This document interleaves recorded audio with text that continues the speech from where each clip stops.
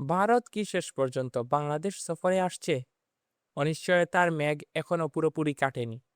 তবে সিরিজটি নির্ধারিত সময়ে আয়োজন করতে এবার শুধু ক্রিকেট বোর্ড নয়, মাঠে নেমেছে সরকারও। পররাষ্ট্র মন্ত্রণালয়ের সাথে বৈঠক করে কূটনৈতিক উদ্যোগ জোরদার করেছে বাংলাদেশ ক্রিকেট বোর্ড বিসিবি। আগস্টের শেষ দিকে ভারতের বাংলাদেশ সফর ঘিরে অনিশ্চয়তা এখনো পুরোপুরি দূর হয়নি। তবে নির্ধারিত সূচি অনুযায়ী ৩টি ওয়ানডে ৩টি টি-টোয়েন্টি সিরিজ আয়োজন নিশ্চিত করতে সর্বোচ্চ চেষ্টা চালিয়ে যাচ্ছে বাংলাদেশ ক্রিকেট বোর্ড বিসিবি।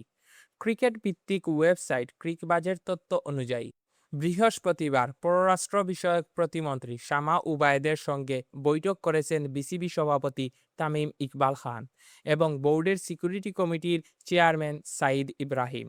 বৈঠকে ভারতের সম্ভাব্য বাংলাদেশ সফর এবং সেটি সফলভাবে আয়োজনের বিভিন্ন দিক আলোচনা করা হয়েছে। বিসিবির সূত্রের দাবি, ভারতীয় ক্রিকেট বোর্ড বিসিসিআই এখনও সফর নিয়ে আনুষ্ঠানিক সম্মতি দেয়নি। এ কারণে দুই দেশের সরকারি পর্যায়ে যোগাযোগ আরও জোরদার করতে সরকারের সহযোগিতা চেয়েছে বিসিবি।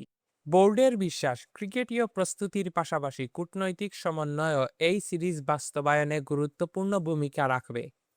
মূলত এই সীমিত ওভারের সিরিজটি ২০২৪ সালে হওয়ার কথা ছিল, কিন্তু বিভিন্ন কারণে তা ২ দফা পিছিয়ে যায়। সর্বশেষ সূচি অনুযায়ী চলতি বছরের আগস্টের দিকে বাংলাদেশ সফরে এসে ৩টি ওয়ানডে এবং ৩টি টি-টোয়েন্টি ম্যাচ খেলার কথা রয়েছে ভারতে। এর আগে গত ২৯ জুলাই বিসিবি সভাপতি তামিম ইকবাল সিরিজটি নিয়ে আশাবাদ প্রকাশ করেন। তবে তিনি স্পষ্ট করে বলেন, এই সফরের চূড়ান্ত সিদ্ধান্ত শুধু বিসিবি ও বিসিসিআই এর হাতে নয়। বিষয়টি দুই দেশের সামগ্রিক পরিস্থিতি এবং পারস্পরিক সমন্বয়ের উপরও নির্ভর করছে। ভারতের মতো শক্তিশালী দলের সফর বাংলাদেশ ক্রিকেটের জন্য শুধু প্রতিযোগিতামূলক নয়, আর্থিক ও বাণিজ্যিক দিক থেকেও অত্যন্ত গুরুত্বপূর্ণ। তাই নির্ধারিত সময়ে সিরিজটি আয়োজন করতে সব ধরনের উদ্যোগ অব্যাহত রেখেছে বিসিবি। এখন অপেক্ষা শুধু আনুষ্ঠানিক সবুজ সংকেতের।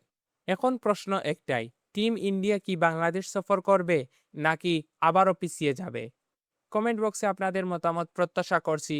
রায়ান চৌধুরী, ডাগআউট আইজ।